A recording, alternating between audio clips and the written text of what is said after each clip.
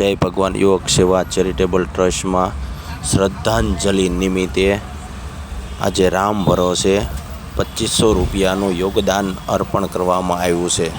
દાતાશ્રીઓને ખૂબ ખૂબ અભિનંદન. જય ભગવાન ટ્રસ્ટમાં 23 પરિવાર દત્તક લીધેલા છે. 40 દીકરીઓ પિતા વગરની, કે જેના ઘરમાં કાંઈ નથી એવા પરિવારને દત્તક લીધેલા છે.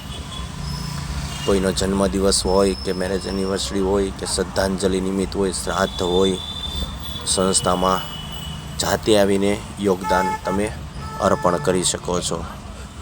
અને દાતાશ્રીઓને ખૂબ ખૂબ અભિનંદન. હંમેશા સેવા કરતા રહો.